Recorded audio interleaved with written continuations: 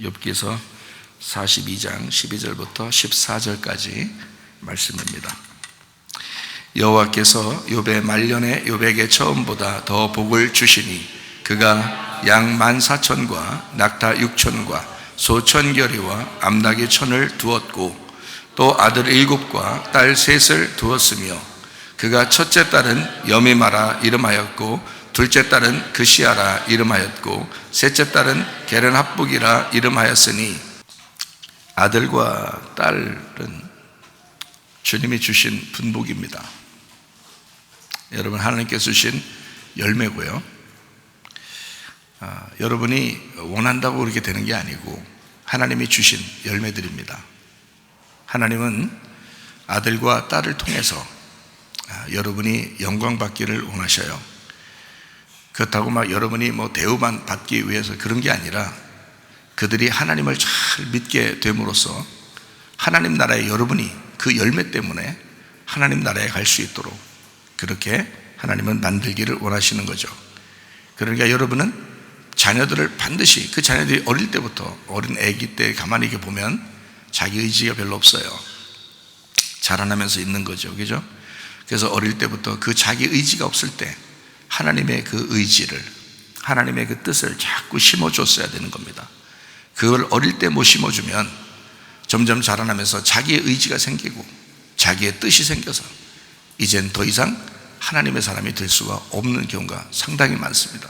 그렇기 때문에 어릴 때부터, 자기 의지 없을 때부터 하나님을 자꾸 심어주는, 그게 누가 해야 되겠어요?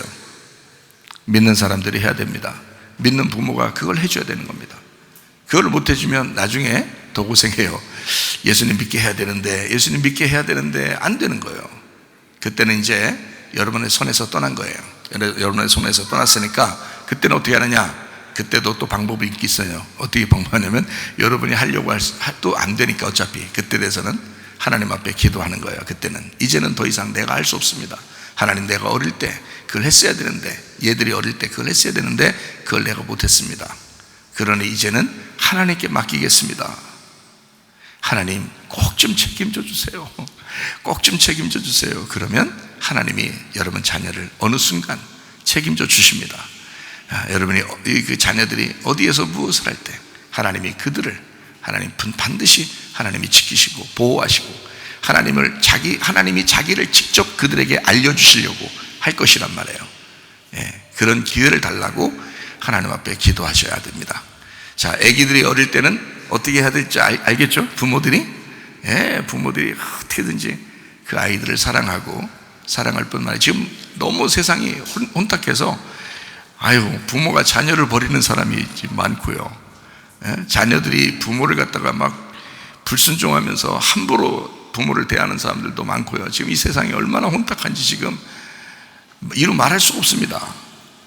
이럴 때 우리 진짜 성문교회는 부모는 부모답게, 자녀는 자녀답게, 하나님의 자녀답게, 하나님 안에서의 그 부모의 마음을 가진 부모답게 그렇게 서로가 사셔야 되겠다. 이것이 우리에게 힘이다. 다른 누가 우리를 돌봐주겠어요? 다른 누가 우리의 힘이 되겠어요? 마지막 때는 부모 자녀 간에, 남편과 아내 간에 서로 힘이 돼서 서로가 그 힘으로 이제 이 세상을 지금 이겨나가야 되는 거는. 근데 이게 잘 안 된단 말이에요, 사람들이. 그래서 가정들은 빠른 시간 내에 여러분 예수 이름으로 회복되시기를 바랍니다.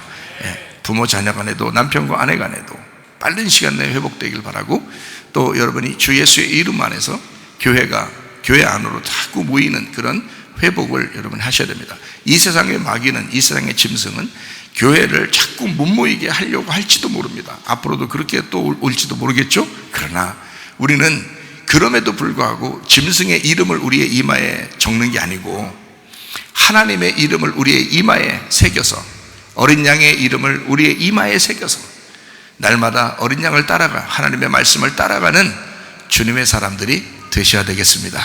이 마지막 때가 되면 더 믿음을 지켜 인내함으로 너희의 영혼을 얻을 것이다 그랬거든요.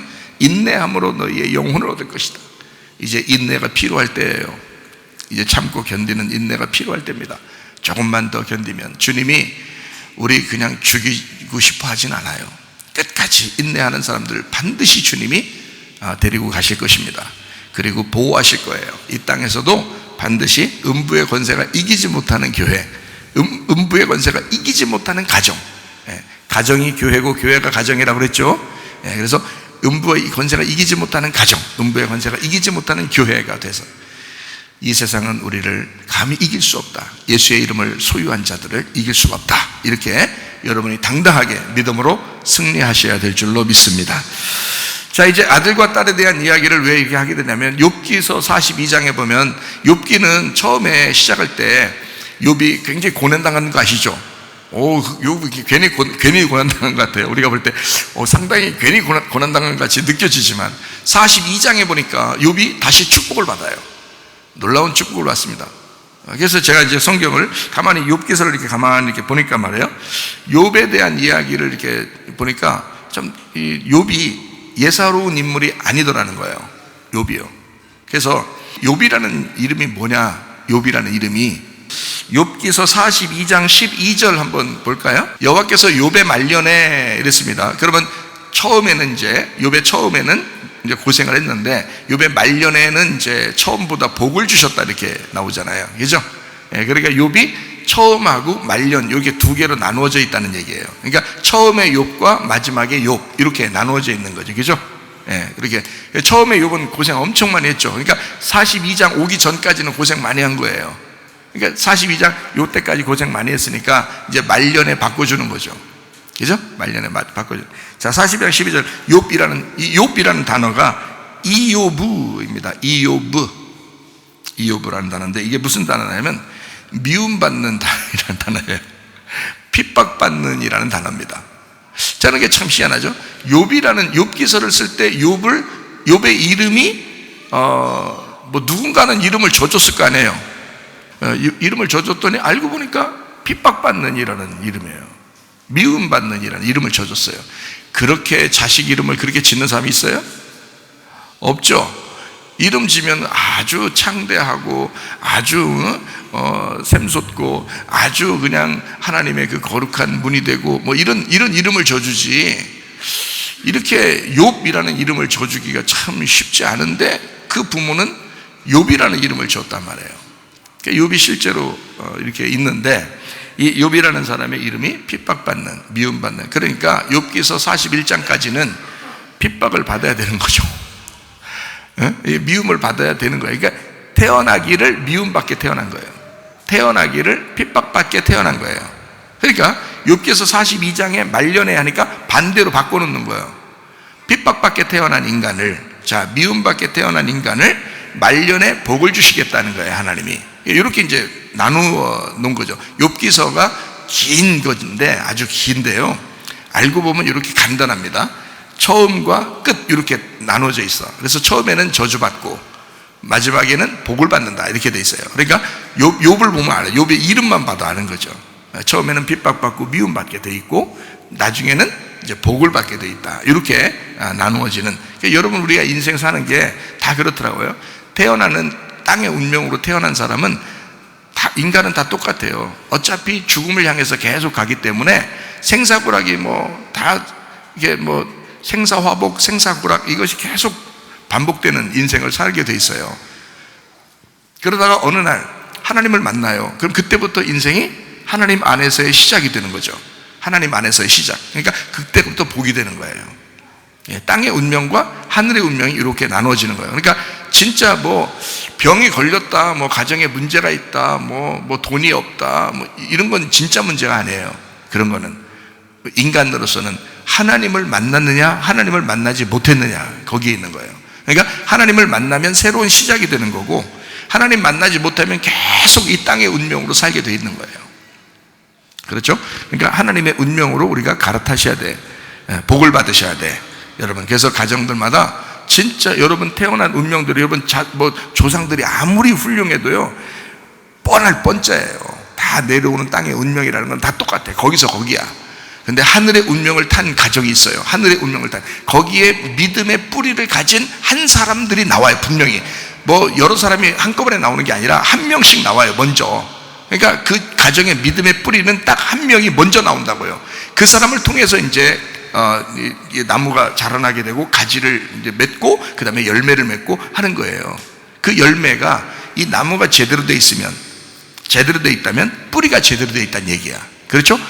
나무가 제대로 돼 있다는 얘기는 뿌리가 제대로 돼 있다는 얘기야.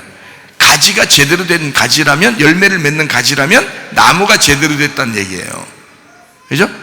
그래서 하나님은 농부고 예수님은 나무고 우리는 그 가지라고 그랬죠. 그래서 열매를 맺는다 그랬잖아. 그러니까 우리가 제대로 됐으면 예수님이 제대로 된 분이고, 예수님이 제대로 된 분이면 하나님이 제대로 된 분인 거예요.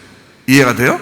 예. 근데 우리가 형편없다, 교회가 형편없다, 교회가 맨날 잘못된다, 거짓말하고, 교회가 뭐 욕심내고 미워하고 싸우고 화내고 계속 이렇게 산다 그러면 뭔가 당신이 믿는 예수는 잘못된 거예요.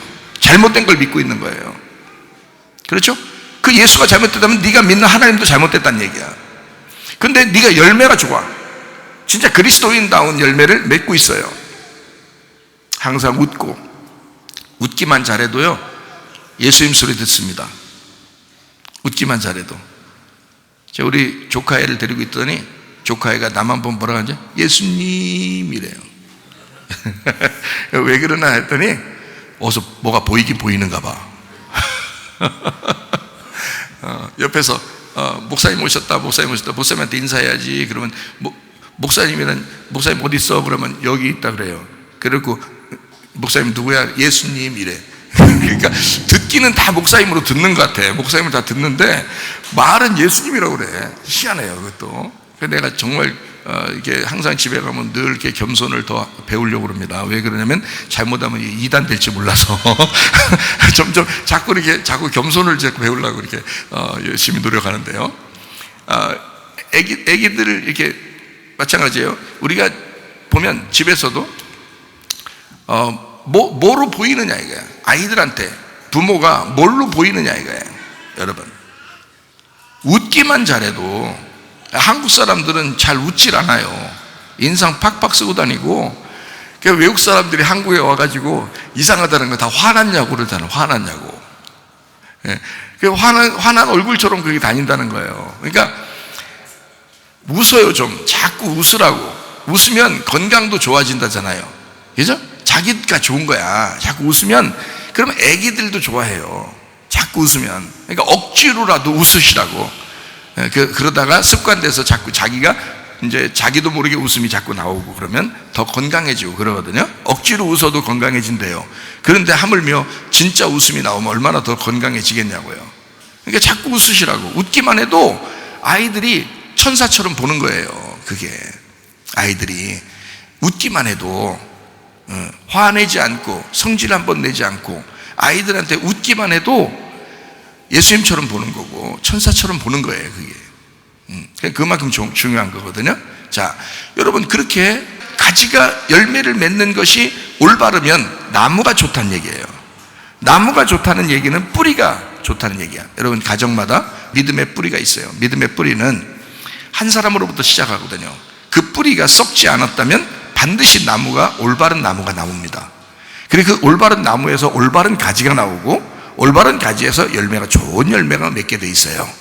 그러니까 여러분이 믿음의 뿌리시라면 그 뿌리를 썩지 않도록 보존하시고 그 뿌리를 잘 여러분 견고하게 하셔야 합니다. 믿음의 뿌리예요. 노아 식구들 보세요. 노아 식구들에게 믿음의 뿌리는 노아였습니다. 노아 한 사람이 하나님 앞에 인정받았더니 그 가정이 다 구원받잖아요. 그 사람 한 사람이 그 뿌리가 올바랐더니 나무도 가지도 열매도 올바르게 나오는 거예요. 그렇게 하나님이 인정하고 받아들이시더라. 여러분, 가정마다 믿음의 뿌리가 견고하시기를 바랍니다. 네, 이게 지금 굉장히 중요한 때라 그래요. 왜냐하면 인내함으로 영혼을 구원하는 그런 때고 지금은 진짜 마지막 때니까 함부로 우리가 살 수가 없어요. 지금은요. 그러니까 좀 조심하면서 살자. 욥기서가 어떻게 되어 있더라? 땅의 운명에서 하늘의 운명으로 바뀌는 그런 그 컨셉으로 되어 있더라. 그런 스타일로 이렇게 딱 되어 있더라. 1장부터 42장까지 나와 있는 그런 이야기입니다. 자, 42장 13절 한번 이렇게 볼까요? 아들 7과 딸 3을 두었으며 이렇게 되어 있어요. 아들 7과 딸 3을 두었으며. 자, 아들이라는 게 여기 히브리 말로는 벤이라는 단어거든요. 여러분도 알듯이 벤이라는 아들이에요. 아들이라는 단어인데 이게 후손, 자손 이런 말이고, 가문을 세우는 이라는 단어입니다. 그러니까 아들이 계속 아들 중요하다. 요즘은 아들, 딸, 성경에서 일부러 아들, 딸 이런 걸 설명하려고 그렇게 한 거지, 여러분의 딸들이 덜 중요하다 그런 게 아닙니다. 딸도 굉장히 중요해요. 여기서요, 아들 이름들을 안 써놨잖아요. 욥기서 마지막에 딸들 이름만 딱 써놓잖아요. 딸이 또 얼마나 이쁘고 좋으면 딸 이름 다 하나 써놨겠어요. 그렇죠? 그러니까 벤, 아들인데, 이게 뭐에서 나온 단어냐면 바나에서 나온 단어예요.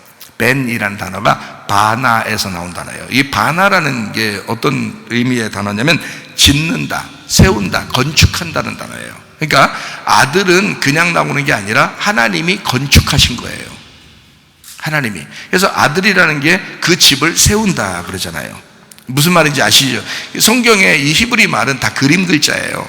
그리고 이 히브리 말은 다 의미, 뜻이 있습니다. 그러다 보니까 이게 뜻으로 설명하는 거예요. 아들이라는 게 그냥 아들이 아니고, 아들은, 집안의 아들은 집을 세우는 기둥과 같은 것이다. 그래서 건축하는 자이다. 그래서 아들인 거예요. 이게. 그러니까 이 건축을, 이 성전 건축을 누가 했어요? 하나님의 아들이 이 땅에 와서 한 거예요. 하나님의 성전을, 하나님의 집을 아들이 와서 건축한 거예요. 무슨 말이냐? 그게 아들이라는 게, 진짜 아들은 누구예요? 그러니까 하나님에게서 예수님인 거예요. 진짜 아들은 예수님이고, 그 예수님이 이 땅에 하나님의 집을 건축한 거예요. 그게 교회인 거예요. 여러분의 가정에서는 그 아들이 여러분의 집을 세우는 거고요. 무슨 말인지 알겠어요? 그래서 벤이라는 아들은 바나라는 단어에서 나온 거예요. 건축한다, 세운다. 그래서 집안을 세우는, 그게 아들이라는 얘기입니다. 자, 아들 몇 명을 줬어요? 하필 그러니까 또, 그러니까 몇 명 줬어요? 아들을? 7을 줘요. 아들 8 주면 안 됩니까? 6 주면 안 되고, 뭐 10명 주면 안 돼요? 아니죠. 7을 준다는 거죠. 7이라는 단어가 여기가 쉐바라는 단어예요. 쉐바라는 단어가요, 거룩한, 완전 숫자, 그리고 7이라는 숫자인데, 7이라는 숫자는 거룩하고 완전하다라는 단어입니다. 그러니까 아들 7을 주었다. 하나님이 이 세상에 성전을 건축하는데, 여러분의 가정을 건축하는 그 아들이, 이게 7이다. 이게 완전한, 거룩한 이란 말이에요. 7이란 단어예요. 자, 딸을 몇 명 줬어요? 딸은 또 3명 줬어요. 딸이라고 하는 이 단어가 바트입니다. 바트. 이게 바트라는 게, 이게 딸이라는 단어예요. 근데 이 딸이 얼마나, 여러분 딸 보면 좋아요, 안 좋아요? 딸 보면은 귀여워, 안 귀여워요? 안 귀여워요? 여러분 딸 보면 참 귀엽던데, 딸은 이게 귀염성이 있어요. 아들은 듬직한 거고, 왜냐면 집을 세우는 거니까 듬직한 거고, 딸들은 귀여워요. 엄청 귀엽고 애교가 많아, 딸들이. 그래, 안 그래요? 그렇죠? 그래서 이 바트라는 단어는 어디서 나온 단어냐면, 이 바트라는 뜻이 뭐냐면요, 바트라는 단어가 어떤 뜻을 가지냐면 눈동자라는 단어를 가지고 있어요. 눈동자. 그러니까 그 가정의 눈인 거예요. 눈만 어두우면 아무것도 안 보이죠. 그러니까 딸이 있어 봐야 그 가정에 환한 거야. 이게 눈이 밝아지는 거예요. 딸이 있어 봐야. 그래서 딸을 바트라고 그러고, 이 바트는 눈동자에서 나온 단어예요. 눈동자. 가지. 이것도 역시 어떤 이 바트도 뭐에서 나온다면 바나에서 나온 거예요. 이 바나는 뭐라고요? 건축한다, 세운다, 짓는다. 그러니까 아들만 세우는 게 아니라 딸도 세우는 거야. 자, 여러분, 예수님이 하늘에서 이 땅에 오셔서 하나님의 아들로, 우리는 뭐라고 그래? 하나님의 딸들이, 하나님의 자녀라 그러죠. 그죠? 하나님의 딸들이라고 그래요. 우리 하나님의 자녀들인 거예요. 하나님의 아들은 하나님 한 분밖에 없어요. 하나님 아들 한 분밖에 없어요. 우리는 하나님의 딸들이야, 그렇게 따지면. 그죠? 근데 하나님의 아들이 혼자 이 세상을 하나님의 집을 건축해요. 우리와 함께 건축해요. 그게 뭐라고요? 교회라고 그랬죠. 그죠? 그러니까 교회가 얼마나 중요한 거냐. 그러니까 마지막 때가 되면 될수록 사람들, 마귀는, 짐승은 교회 중심에서 우리를 벗어나게 하려고 하겠지만, 여러분과 저는 교회 중심으로 다시 모여야 되는 것입니다. 그게 마지막 때에 사는 길이에요. 이게요. 하나님은 그런 사람들을 그렇게 마지막 되면 자기가 구원할 사람들을 모이게 만들고 그 사람들을 구원하십니다. 마지막 되면요, 더. 그래서 핍박을 당해도 힘들어도 인내하고 그 영혼을 구원받게 하려고 하나님은 초대교회에서도 이 사람들이 다 도망 다니면서도 그들끼리 모여서 예배드리고 하면서 그들이 구원받고 그러잖아요. 그러니까 흩어지면 죽는 겁니다. 원래 성경은 모이는 거예요. 가정도 모이잖아요. 그죠? 가정도 모이는 거고요. 교회도 모이는 것입니다. 그게 하나님이 만든 거기 때문에 그래요. 하나님 만든 거기 때문에 똑같이 만들어놨어요. 그래서 아버지 엄마가 있고 자녀들이 있고 남편 있고 아내 있는 것처럼 하나님 아버지도 우리의 아버지가 되시고 그리고 예수님이 우리의 남편 되시고 이래서 똑같이 만들어놨어요. 이거를. 그래서 성경을 그렇게 쓴 거예요. 그러니까 가정을 잘 보시라고. 가정을 여러분 때문에 망치지 마시고 믿음으로 세우셔야 된다. 이해가 되겠죠? 자, 딸도 역시 짓는다, 세운다, 건축한다 해서 나온 바트, 눈동자, 하나님의 눈동자, 가정의 눈동자, 그게 딸이라는 거예요. 그러니까 딸이 참 귀하고 재밌죠. 딸이 있으면 행복하죠. 무슨 말인지 아시겠죠? 자, 딸은 몇 명 줬어요? 여기 보니까 3명. 여러분 집 얘기하는 거 아닙니다. 지금 여러분 집에 딸이 몇 명, 이 얘기하는 거 아니잖아요. 지금 딸이 3명이다. 딸을 셋을 둬서 셋이라는 게 샤로시라는 단어입니다. 셋삼, 셋삼, 샤로시. 자, 여기서 지금 욥기서 42장에 나오는 아들 7과 딸 셋. 그러면 욥기서 1장 2절을 볼까요? 자, 그에게 아들 7과 딸 셋이 태어나니라 이렇게 돼 있어요. 그러면 욥기서 42장 13절에는 몇 명이에요? 아들 7과 딸 셋을 두었으며 이렇게 됐죠. 그러면 욥기서 1장 2절에는요 아들 7과 딸 셋을 주었다 그랬어요. 7이라는 게 쉐바, 거룩한 완전수 7을 얘기하는 거고요. 딸 셋을 두었다, 샤로시, 셋. 그러면 여기서 지금 욥기서 1장 2절하고 욥기서 42장 13절하고 좀 똑같아요, 안 똑같아요? 똑같죠. 근데 욥기서 1장에 나오는 아들과 딸은 죽었어요, 안 죽었어요? 다 죽었어요. 자, 그러면 여기 지금 욥기서 42장에는 그러면 죽은 아들 딸이에요? 지금 새로 주신 아들 딸들이에요? 새로 주신 아들 딸들이에요. 자, 그러면 이제 우리가 여기서 좀 알아봐야 되겠죠? 그러면 첫 번째 욥기서 1장에 핍박받고 미움받기 위해서 태어난 욥, 그의 자녀들은 첫 번째는 다 죽었더라. 그러면 두 번째는 어떻게? 다시 하나님이 주셨더라 이거죠. 그러면 줬는데 똑같이 주네. 죽은 거하고 산 거하고 똑같이 주네. 그러면 이게 지금 뭘 얘기하려고 한 거예요? 욥기서 1장에 나오는 아들 딸은 십자가의 예수를 말하는 거고 욥기서 42장의 아들 딸은 부활하신 예수님을 말하는 거란 말이지. 자, 무슨 말인지 아시겠어요? 그러니까 첫째 아들과 첫째 자녀들과 두 번째 아들, 두 번째 자녀들에 대한 이야기예요. 자, 하나님이 주신 복이 뭔지 알겠죠? 하나님이 뭐를 줘야 우리 가정에 복이 되는지 아시겠죠? 예수 그리스도가 여러분 하나님의 아들이 돼서 여러분 가정에 들어오셔야 여러분 가정은 복을 받는다는 거지. 자, 이해가 되시겠죠? 7이라고 하는 이 7이라는 게 참 완전 숫자인데요. 창세기 2장 2절을 한번 보겠습니다. 하나님이 그가 하시던 일을 7째 날에 마치시니 그가 하시던 모든 일을 그치고 7째 날에 안식하시니라 그랬습니다. 7째라는 게 여기가 쉐비라는 단어예요. 쉐비이. 이게 7 번째라는 7이란 말입니다. 7번째. 이게 쉬브임에서 왔어요. 쉬브임이 70입니다. 여기서 쉐바에서 왔어요. 그 쉬브임은 쉐바에서 왔는데 그 쉐바가 금방 얘기했던 거죠. 7이라는 거, 거룩한 완전수 7이란 말이에요. 그게 이 쉐바는 뭐에서 왔냐면 사바에서 왔어요. 사바. 그래서 이 쉐바는 사바에서 왔는데 사바가 뭐냐면 완전하다, 맹세하다, 실컷 먹이다 이런 단어예요. 그러니까 완전하다, 맹세하다, 실컷 먹이다에서 나온 거룩한 완전수 7을 하나님이 허락하셨다. 하나님이 주신 것이다. 그게 아들이다. 하나님이 주신 아들. 자, 딸은 어떻게 됐다? 딸 셋을 주셨는데 욥기서 42장 14절을 한번 봐봐요. 욥기 42장 14절 말씀. 그가 첫째 딸은 뭐라고 했다고요? 여미마라. 둘째 딸은 뭐라고요? 그시야. 뭐 우리나라 이름은 아니에요, 그죠? 예, 저런 이름들을 이렇게 썼다는 얘기예요. 셋째 딸은 게렌합북이라고 이렇게 썼습니다. 그러니까 뭐 우리나라 이름하고 전혀 다르니까, 예, 그러니까 뭐 요거는 이제 의미가 무엇인가 이렇게 알아야 되겠죠. 여미마라는 게 예미마라는 단어인데, 예미마라고 그러는데 그게 따뜻하다, 따뜻하다 이 말이에요. 애정이 깊다, 애정 깊은.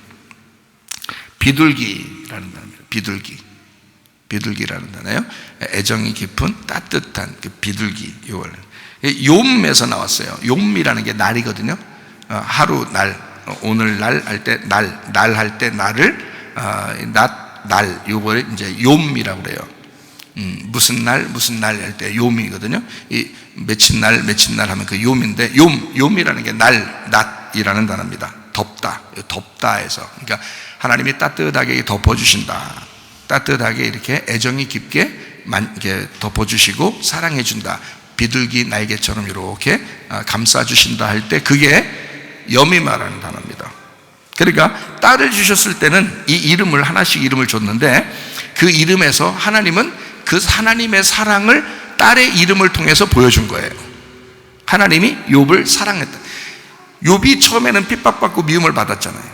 근데 이제 하나님이 욥을 다시 세워서 죽음 가운데 부활시켜 이 욥을 하나님의 이제 사랑스러운 사람으로 만들어서 그걸 딸들의 이름을 통해서 이 욥을 그렇게 하나님의 그 사랑한다는 것을 보여주는 거예요. 딸들의 이름을 통해서. 여러분의 그 아들, 딸들은 다 여러분의 열매라고 그랬죠. 그죠?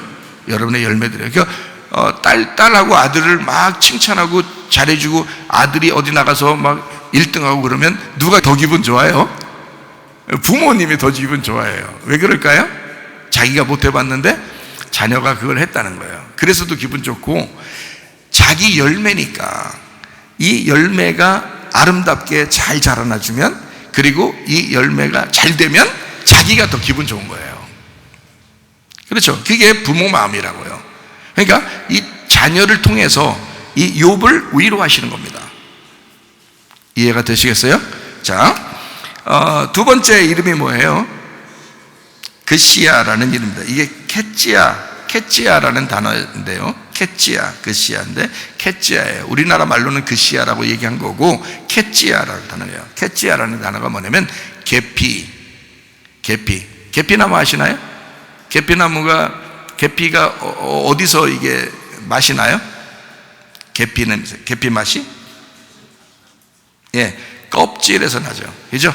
계피는 껍질에서 나요. 그래서 이게 캐찌야라는 단어가 계피라는 이름인데, 계피라는 향이 나는 그런 향기로운 향이 나는 그런 딸의 이름인데, 이게 껍질 벗겨짐이라는 거예요. 껍질이 벗겨졌다. 껍질이 벗겨졌다는 말은 뭔가 구분하다, 벗겨졌다 이런 말이거든요. 껍질이 벗겨졌다, 구분했다, 껍질이 벗겨졌다. 이게 그래서 캐찌야라는 단어가 카자에서 나왔어요. 이게 카자라는 단어가 구분하다, 벗겨내다라는 단어예요. 그러니까 이 딸의 이름은 뭔가 벗겨진 겁니다. 자, 여러분, 뭔가 막 눈이 이렇게 다 가려져 있었는데 이게 벗겨진 거예요. 눈에 비늘이 싹 쌓여 있었는데 태어나면서 자기의 인생은 이 땅의 운명으로 살 때는 그렇게 뭔가 뭣도 모르겠고 그냥 답답하고 이렇게 됐었는데, 이거 눈이 싹 벗겨져서 밝게 보게 됐어. 껍질이 벗겨진 거야. 성경 말씀도 그냥 이걸 그냥 보고 있는데 전혀 모르겠는데 이게 껍질이 자꾸 벗겨지는 거예요. 이게 자꾸 이해가 되기 시작하는 거예요. 껍질 벗겨지는 거거든요. 하나님이 따뜻한 애정을 가진 것은 하나님의 말씀을 벗겨서 알려주려고 하는 거예요. 그러니까 하나님은 욥을 통해서, 야 욥아, 너의 딸들 이름이 이렇다. 하나님은 너를 자꾸 벗겨주길 원해. 껍질을 자꾸 벗겨서 알맹이가 되길 원해. 그게 하나님의 사랑이야. 그게 하나님의 애정이다. 이런 얘기죠. 그러니까 하나님 말씀을 자꾸 알아간다는 것은 축복입니다, 여러분. 하나님 말씀을. 그러니까 하나님 말씀을 자꾸 듣고 이 세상 뭐 자기 생활 그런 거 성경이 그렇게 하면 안 되는 거야. 성경 자체를 알아야 돼요. 성경 자체를 알면 자기의 생활을 하나님이 그냥 인도하셔. 그냥 생활 가운데 자기가 생각하고 자기가 기도하고 자기가 하나님과 교통하면서 살게 돼 있어요. 그냥 이 말씀만 깨닫게 되면요. 근데 이 말씀을 안 알려줘. 성경을 자꾸 안 알려준다고요, 사람들이. 자기도 모르니까 그러는 거야. 자기도 성경을 잘 모르겠으니까 성경 자체를 안 알려주는 거예요. 그럼 이렇게 생활하세요, 이렇게 저렇게 생활하세요, 이렇게 맨날 그런 얘기만 했어. 그런단 말이에요. 그거 아니라고요. 성경 말씀에 껍질이 벗겨져야 됩니다. 그래야 여러분이 하나님을 뵐 수가 있는 거예요. 하나님을 모르잖아요. 하나님을. 교회를 30년 40년 다녀도 성경을 몰라요. 왜? 껍질이 안 벗겨진 거야. 껍질이 안 벗겨졌어요. 그러니까 우리 교회에서 여러분 끊임없이 껍질을 벗겨주려고 합니다. 하나님은요. 왜? 여러분을 사랑하니까. 하나님의 사랑의 방법이에요.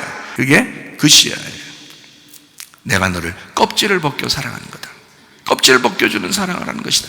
말씀 잘 들어봐라. 이렇게 말하니까 이해가 되지 않느냐? 이렇게 말하니까 이해되지 않느냐? 자꾸 껍질을 벗겨주는 거예요. 그게 하나님의 사랑의 방법이라고요. 하나님이 아버지가 딸을 사랑하듯이 그 딸을 사랑하는 그 사랑의 방법, 그 이름에다가 그 딸의 이름에다가 집어넣는 거라고 하나님께서요. 자, 두 번째 딸이 그시야예요. 세 번째 딸은 어떤 이름일까요? 게렌합북입니다. 자, 첫 번째, 두 번째 이름을 보니까 게렌합북도 뭔가 이유가 있겠죠. 게렌합북이라는 것은 게렌과 합북의 합성어예요. 게렌과 합북의 합성어. 이 게렌이라는 게 케렌이라는 단어인데요. 케렌이라는 단어가 돌출한 뿔입니다. 돌출한 뿔, 제단뿔 이렇게. 이게 산 꼭대기 뿔이니까요. 꼭대기. 능력, 힘이라는 단어예요. 그게 케렌이라는 힘인데, 그게 뭐에서 나오냐면 카란에서 나왔어요. 카란은 뿔을 내밀다 이렇게 뿔이 나온다는 거예요. 그러니까 야, 엉덩이에 뿔 났다 이런 말이 아니에요. 그런 게 아니라 뿔이 나왔다, 높아진다는 뜻이에요. 높아진다, 뿔이 나왔다. 그러니까 이게 뿔이 나오고 있으니까 어떻게 해요? 빛나죠. 그래서 이걸 광선, 빛난다라는 단어입니다. 이게요. 카란. 그러니까 이게 뭐냐면 게렌 합북인데, 게렌이라는 단어는 뭐냐면 뿔이 나오고 빛나 광선을 비춘다는 거예요. 이렇게 그 이름이에요. 게렌이라는 단어가요. 그러니까 빛난다는 의미입니다. 합북이라는 게 어떤 뜻이냐면 푸크입니다. 합북이 푸크라는 단어인데, 이게 그리다, 뭘 그린다 이거예요. 그리고 번쩍인다, 번쩍인다, 반짝반짝한, 그러니까 빛이 나는 거지. 그러니까 이게 쫙 올라오고 산 꼭대기처럼 쫙 올라가면서 이렇게 힘이 있고 능력 있는 반짝반짝하는, 그렇게 그려지는, 그게 게렌합북이라는 말입니다. 그러니까 게렌합북이라는 말은 한마디로 말하면 하나님의 작품이다. 하나님의 작품이 완성되었다라는 게 게렌합북이에요. 자, 그러니까 첫째 딸, 둘째 딸, 셋째 딸을 통해서 하나님은 내가 너를 정말 사랑해. 나는 너를 미워서 그런 게 아니야. 나는 너를 사랑하고 너를 덮어주고 싶어. 너를 감싸주고 싶어. 따뜻하게 해주고 싶어. 그래서 너의 껍질을 벗기는 거야. 너의 껍질을 벗기는 거야. 자, 네 옷을 입으면 하나님 옷이 안 입혀지죠. 네 옷을 벗어야 하나님 옷을 입혀줄 거 아니에요. 그죠? 네 옷은 춥지만 하나님 옷은 따뜻하단 말이에요. 이해가 돼요? 그러니까 하나님이 내가 너를 덮어줄 거야. 내가 너를 사랑해. 근데 너 껍질을 벗겨줘야 돼. 그게 내가 너를 사랑하는 방법이야. 네 껍질이 벗겨지는 게. 그래 내가 너를 사랑하는 방법이야. 그러면 너는 빛이 나게 될 거다. 광선이 바랄 것이다. 하나님의 산꼭대기에서 네가 우두머리가 될 것이다. 이런 얘기예요. 그게 이 세 딸을 통해서 이루어지는 이제 의미예요. 자, 우리 욥기서 42장 5절하고 6절을 한번 보겠습니다. 내가 주께 대하여 귀로 듣기만 하였사오나 이제는 어떻게 눈으로 주를 배움나이다 그랬습니다. 귀로라는 말이, 귀로 듣는다 할 때 귀로 듣는다, 이게 귀로라는 말이 오젠입니다. 넓음, 이게 귀라는 단어인데요, 이게 아잔에서 왔어요. 펴다 듣다에서 나온답니다. 이거를 귀로 들었으나 이렇게 됐어요. 듣기만 했다. 그래서 듣기만 할 때 듣는다는 말이 쉐마예요. 쉐마라는 말은 그냥 흘려 듣는 게 아니라 주의 깊게 듣는 거예요. 쉐마, 이게 들으라. 이스라엘아 여호와의 말씀을 들을지어다 할 때 그때도 쉐마입니다. 쉐마. 그래서 이 쉐마라는 거는 이스라엘 이 쉐마. 이 쉐마, 이게 듣는다는 게 듣고 지켜 행하는 걸 말합니다. 그러니까 말씀을 들었고 그 말씀을 듣고 지켜서 행하는 걸 얘기하는 거예요. 그러니까 내가 귀로 듣고, 이 사람이 하나님 믿는 사람이 안 믿는 사람이에요. 원래 하나님 믿는 사람이에요. 근데 이 사람이 원래 처음부터는 어떻게 하고 있었다는 거예요? 귀로 듣고 알았었다는 얘기야. 귀로 듣고 알았었다는 얘기야. 그러면 그 말은 뭐예요? 자기가 하나님 말씀을 깊이 좁게 정확하게 알지 못하고 대충 넓게 알고 있었다는 얘기야. 귀라는 게 넓게라는 말입니다. 이게 넓게 폈다는 단어가 귀라는 단어거든요. 이게요. 그리고 그것을 듣고 이렇게 들었다는 거야. 지켜 행했다는 거야. 넓게 자기는 대충 어떻게 하나님에 대해서 알긴 알았는데 그래서 열심히 한다고 나름대로 열심히 제사도 드리고 열심히 자기는 했는데, 지켜서 행했는데, 그 말씀 따라서 한번 해보려고 했는데 그게 결국 뭐였더라? 율법이었더라는 얘기야. 그러니까 욥기서를 통해서 지금 욥이 그동안 예배드렸고 그동안 살아왔던 이 모든 것은 귀로 들었던 예배, 다시 말하면 율법의 예배를 드렸다 이거예요. 정확하게 몰랐던 얘기예요. 정확하게 성경을 몰랐다. 하나님의 말씀을 정확하게 알지 못했다. 여러분이 교회에 와서는요, 여러분 성경을 진짜 대충 알려고 오는 게 아니라 성경을 정확하게 깨달으려고 오셔야 되는 거예요. 이게 하나님 말씀이라면서요. 여러분, 성경이 하나님의 말씀이라면서요. 그러면 하나님의 말씀을 정확하게 깨닫고 알아야죠. 무슨 말인지 아시겠어요? 자, 욥도 그랬다는 거예요. 귀로 자기가 듣기만 했다. 근데 어떻게 됐다는 거예요? 이제 어떻게 됐다는 거예요? 예, 욥기서 42장 보니까 이제 어떻게 되냐면 눈으로 주를 배움나이다 그랬어요. 눈으로 이제 뵙게 되었습니다. 자, 어떻게 됐다는 얘기? 자, 귀로 들었다는 얘기는 대충 넓게 알았다. 그래서 넓게 알고 지켜 행했다. 율법으로 살았다라는 말이고, 이제 눈으로 주님을 보게 되었나이다 할 때 눈으로 본다는 얘기가 라아입니다. 라아. 본다는 말이 라아예요. 이게 본다, 안다, 준비한다. 여호와 이레 할 때, 여호와 이레 그럴 때 여호와 라아입니다. 이게요. 그러니까 주님을 보게 되었습니다라는 단어예요. 그게 아브라함이 여호와 이레 그럴 때 하나님이 준비하셨구나, 그거를 어떻게 됐다는 거야? 이제 알았다는 얘기야. 하나님이 준비하셨다는 것을 알았다.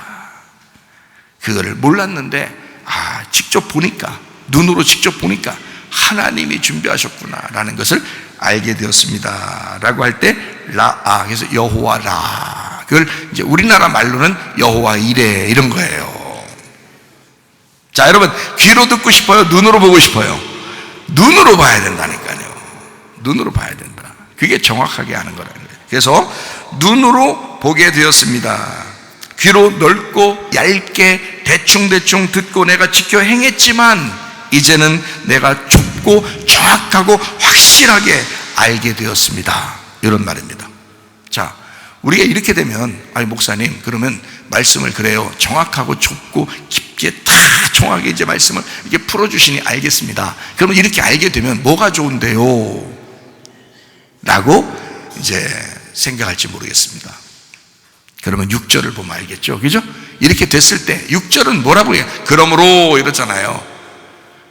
그러므로 이제 욥이 어떻게 됐는가 보니까 내가 스스로 거두어 드리고 그랬어요. 거두어 드리고 티끌과 재 가운데서 회개하나이다. 자, 다시 말하면 회개를 뭐라 그랬다고 했어요? 회개가 뭐 하는 걸, 어떻게 하는 걸 회개라고 그랬어요? 하나님에게 돌아오는 걸 회개라고 그랬죠. 그죠? 그 죄는 뭐예요? 하나님으로부터 벗어나는 걸 죄라는 거예요. 그러니까 하나님으로부터 멀어지는 것을 죄라 그러는데, 회개는 하나님에게 다시 돌아오는 것을 회개라 그러는 거예요. 막 금식한다고 회개가 아니란 말이에요. 철회한다고 회개가 아니라, 그 말이 아니야. 성경에서는 회개는 뭐냐면 하나님에게 돌아오는 거예요. 하나님에게 바로 돌아오는 거야. 그러니까 욥이 어떻게 하니까 돌아오게 됐다, 어떻게 하니까 회개하게 됐다는 거야. 눈으로 보게 되니까, 하나님을 정확하게 알게 되니까 하나님에게 내가 돌아왔습니다, 이 말이잖아. 그죠? 근데 어떻게 돌아왔나 봤더니 여기서 스스로 거두어드리고, 자, 하나님을 정확하게 알게 되니까 스스로 거두어드렸다. 거두어드렸단 말이 마스입니다. 마스니까 이게 뭐냐면 내쫓으다, 증오한다, 업신여기다, 거절하다, 싫어하다. 자, 욥이 처음에 원래 자기 스스로가 자기는 대단한 사람이야, 예배도 정확하게 드리고 자녀를 위해서도 제사 드리고 하나님에게 내가 죄가 없는 사람이야 라고 생각했던 사람이에요. 그만큼 거룩한 사람이라고 생각했었는데, 하나님을 직접 눈으로 보니까 이제 어떻게 됐다는 거야? 자기를 증오하기 시작했다는 거야. 자기가 자기를 싫어하기 시작했다는 거야. 자기를 업신여기기 시작했다는 거야. 자기가 믿기 시작했다는 거야. 내가 왜 이렇게 살았을까? 내가 하나님도 제대로 모르고 왜 내가 이렇게 살았을까? 하나님이 원하는 게 뭔지도 모르고 내가 왜 이렇게 살았을까 하면서 자기를 증오하기 시작한 거예요. 자기를 업신여기기 시작한 거예요. 하나님 말씀을 깨닫기 시작하면 자기가 이제까지 살아왔던 그 땅의 운명을 미워하기 시작합니다, 여러분. 그래야 떨어질 수 있는 거예요. 그래야 하늘나라 운명을 다시 탈 수 있는 거거든요. 근데 이 땅의 운명을 그렇게 좋아하면요, 떨어질 수가 없습니다. 그게 좋다고 생각하니까 여기서 벗어날 수가 없는 거야. 근데 욥은 하나님을 이제 정확하게 눈으로 보게 되었다. 눈으로 보게 되었다. 아, 내가 땅에서 태어났지만 하늘에서 다시 태어나게 되겠구나. 하나님의 자녀로 다시 태어나야 되는 거구나. 하나님 날 이렇게 사랑하셔서 나를 벗겨내시는 거였구나 라는 것을 깨닫게 된 거예요. 그걸 알게 되니까, 좁고 깊게 깨달으니까 자기가 이제까지 했던 모든 예배 행동, 이제까지 제사 드렸던 모든 것들, 이게 막 싫어지는 거예요. 야, 이게 아니었구나. 내가 잘못 드렸었구나. 내가 잘못했었구나. 하나님도 모르고 내가 했었구나. 이거를 알게 되었다는 얘기입니다. 그렇죠? 자, 자기를 싫어하게 됐어요. 그래서 티끌이 뭐냐면 아파르입니다. 아파르, 이게 흙, 먼지, 가루예요. 왜 티끌 가운데 회개한다 이렇게 했냐면, 티끌이 인간을 만들 때, 하나님이 인간을 만들 때 그 티끌로 만들었거든요. 그 재 가운데, 티끌 가운데 우리를 가루내서 만드는 거예요. 거기로 다시 돌아가겠다는 겁니다. 하나님이 생기를 주시지 않으면 살아날 수 없는 처음으로 돌아가겠다는 거야. 다시 태어나겠다는 얘기입니다. 다시 태어나겠다. 그래서 티끌과 재 가운데, 재는 에페르입니다. 이게 같은 거예요. 아파르, 에페르, 이게 같은 거예요. 그래서 이게 에페르라는 말은 흩뜨러 뿌리다라는 말입니다. 그러니까 완전히 흩뜨러 버릴 수밖에 없는 가루가 된 자기로 다시 돌아가겠다는 얘기예요. 그 가운데서 회개합니다. 나함, 한숨 짓다, 한숨 쉬다, 후회한다. 자기의 인생을 후회하기 시작한 거예요. 그전은 안 그랬죠. 친구들이 막 얘기할 때도 자기는 떳떳했습니다. 내가 어떻게 살았는데 막 이랬잖아요. 욥기서를 가만히 읽어보면 그렇죠. 근데 욥기서 마지막에 돼서 주님을 직접 보니까 어떻게 해요? 한숨만 나오는 거야. 한숨만 나오는 거야. 자기가 후회스러운 거야. 내가 왜 이렇게 교만하게 살았나? 내가 왜 이런 인생을 살았나? 이게 후회되는 거예요. 하나님을 제대로 만나니까 자기 자신이 옷 벗겨지는 날이 와야 합니다. 내 옷을 벗기고 하나님의 옷을 입히시는, 하나님의 옷을 입는 날이 와야 합니다. 내 뜻 버려지고 하나님 아버지의 뜻이 이루어지는 날이 와야 합니다. 그래야 하나님의 사랑인 거예요. 크고 두려운 날, 진짜 여러분 안에 진정한 심판이 오는 날, 그리스도 안에서의 부활이 있는 날이라 이 말이에요. 그게 그러니까 우리한테는 심판이 와야, 우리의 옷이 벗겨져야 주님의 옷이 입혀지는 부활이 찾아온다는 거지. 이해가 돼요? 같은 날이에요. 크고 두려운 날이 우리에게 임했을 때, 그때 진정한 인내함으로 영혼을 구원하는 자들이 나타난다는 거죠. 진짜 믿음을 가진 사람들이 나타난다는 거죠. 그래서 환난과 핍박, 이 마지막 시대의 큰 심판, 이런 것들이 오게 되는 거예요. 왜? 진짜 믿음 있는 자들을 구해야 되니까. 하나님이 진짜 자기의 자녀들을 구해야 되니까. 진짜 벗겨진 자들을 구해야 되니까. 그러니까 우리 성문침례교회 사람들은요, 주님 안에서 아버지의 뜻, 내 뜻 버리고 아버지의 뜻으로 사는 사람들이 되기를 바랍니다. 내 옷을 벗겨버리고 하나님 아버지의 옷을 입고 사는 사람들이 되셔야 합니다. 이런 사람들에게 하나님은, 자, 너희들 아들 7에 딸 3을 너에게 주겠다. 이것은 네가 가지고 있었던 먼저 것이 아니라, 먼저인 너가 아니라 새로운 너의 아들과 딸이다. 새로운 너다. 새로운 네가 되어야 된다. 옛날의 네가 아니라 새로운 네가 되어야 된다. 이제 회개하셔서 하나님 아버지에게 돌아가셔야 합니다. 그게 회개란 말이에요. 한숨 짓고 허탈하고 자기를 후회하고 하나님에게 돌아가는, 내 인생을 버리고 하나님의 인생으로 살아가려고 하는 이 마지막 시대에 인내하는 영혼을 구원받는 주의 사람들이 되셔야 합니다. 자, 우리 성경 한 가지 찾고 마치도록 하겠습니다. 자녀들에 대한 이야기를 하고 싶어요. 하나님께서 얼마나 이 자녀들을 사랑하시고, 여러분의 자녀가 지금 마지막 때 보니까요, 사람들이 사랑이 식어집니다. 디모데후서 3장에 말했던 것처럼 사람들이 막 사랑이 식어지고 부모를 거역하고, 욕심이 많고 막 성질이 막 나고, 이렇게 보통 사람들이 지금 막 살아가는 그런 때예요. 마지막 때라고 그래요. 이럴 때 여러분 가정이 힘이라고 그랬죠. 교회가 힘이라고 그랬죠. 여러분 자녀들은 하나님이 주신 열매입니다. 그들을 진짜 하나님께 인도해야 되고, 그들과 여러분이 함께 힘을 모아야 힘이 되는 거예요. 자녀들이 여러분만 구원받고 자녀들을 구원받지 못하면 여러분 얼마나 힘들겠어요. 여러분 마음이 얼마나 힘들겠냐. 부모만 구원받고 자녀들이 구원 못 받으면 얼마나 힘들겠냐.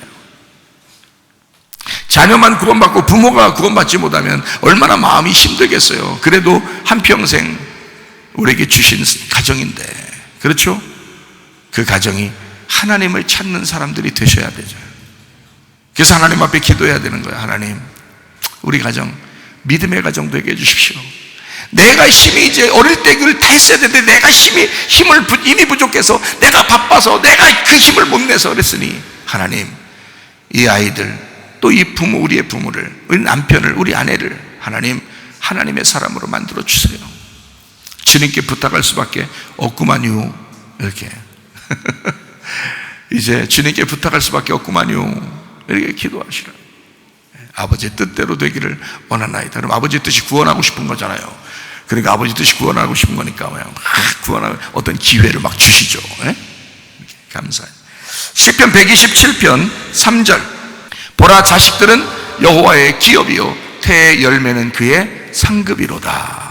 자녀가 그렇다는 거예요. 시편 128편 3절. 내 집 안방에 있는 네 아내는, 아내들이 안방에 있는가 봐요. 안방을 차지하는가 봐요. 내 집 안방에 있는 네 아내는 결실한 포도나무 같으며 내 식탁에 둘러앉은 자식들은 어린 감람나무 같으리로다. 이게 여러분의 아내와 여러분의 자녀들입니다. 하나님이 이렇게 써놓은 하나님의 말씀에서 그렇게 아내와 자녀를 이렇게 소개하는 거예요. 잠언서 23장 24절. 의인의 아비는 크게 즐거울 것이요 지혜로운 자식을 낳은 자는 그로 말미암아 즐거울 것이니라. 함께 우리가 가정들이 즐거운 가정들이 되셔야죠. 행복한 가정들이 되셔야죠. 하나님의 믿음이 여러분 가정에 들어왔다면 축복받은 가정이에요. 하나님의 축복이 있는 가정입니다. 하나님 앞에 범사에 감사하며만 사셔도 되는 거예요. 잠언 31장 28절 29절. 그의 자식들은 일어나 감사하며 그의 남편은 칭찬하기를. 자, 어떻게 칭찬하나 봐봐요. 이 여자를 어떻게 칭찬하나. 덕행 있는 여자가 많지만 그대는 모든 여자보다 뛰어나다 하느니라. 이런 칭찬 듣는 사람들 되시기를 바랍니다. 우리는 주님의 아내들이에요. 주님이 우리를 볼 때, 야, 뭐 많은 여자가 있지만 너는 참 뛰어나다. 그런 칭찬 하나쯤은 듣는 주님의 사람들이 다 되시기를 바랍니다.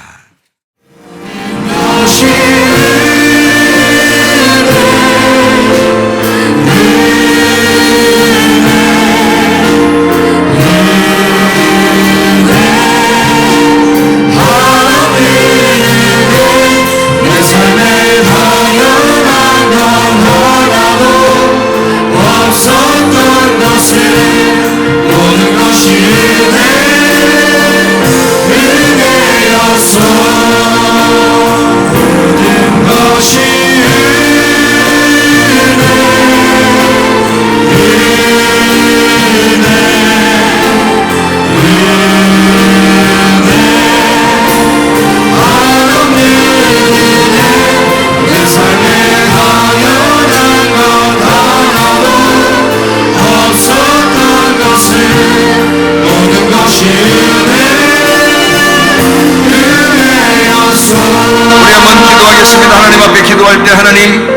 지나고 보니 우리의 가정도 하나님의 은혜 가운데 있었습니다.